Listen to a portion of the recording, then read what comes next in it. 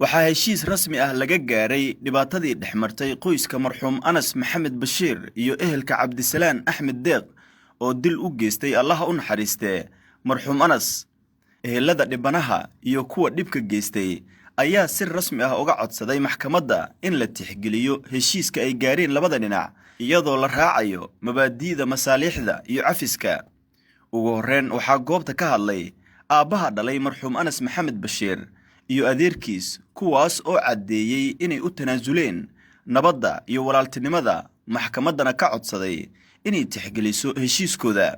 Cadeyn anigoo ah Maxamed Bashiir Xasan waxaan halkan ka cadeynayaa dilkii loo geystay wiilkayga Anas Maxamed Bashiir Xasan oo uu geystay Cabdisalaan Axmed Deeq ayaan waxaan ka qaatay heshiis anigoo maskaxdeeda taam ah oo cidna ay qasbaynin iyadoo ila joogaan ehelkii wiilka dhibka geystay ay dhaleen.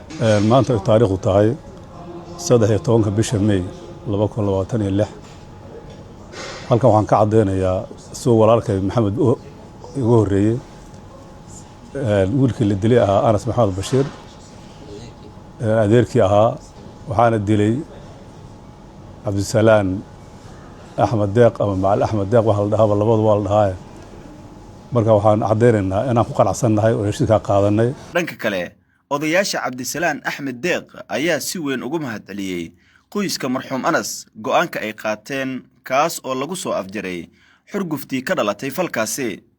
anaga oo dhibanayaasha dadka ka socda wiilka wax dilay oo waxaan u mahadcelinaynaa nimanka odayaasha wiilka aabihii dhibanaha iyo adeerkii oo maaragtay heshiiska ka qaatay waa u mahadcelinaynaa waa mahadsan yihiin. walaalahana waa mahadsan yihiin. waxaan halkan anaga oo Cumar Aadan Cabdi waxaan cadeynaynaa oo ka mahadcelinaynaa walaalahana aan dhibaatada u geysanay wiilka anaga u geystay ayaa u mahadcelinayaa heshiiska ay heshiiyeen iyo cafiska ay cafiyeen ayaan u mahadcelinaynaa wayna mahadsan yihiin walaalahana. maxkamaddana waxaan ka codsanaynaa sida ay iyaguna u hadleen anaga hadla inay noo tixgeliso hawsha waraaqtan ugu qoran ay tixgelkaan ay ogolaanshaha naga ay naga aqbalaan.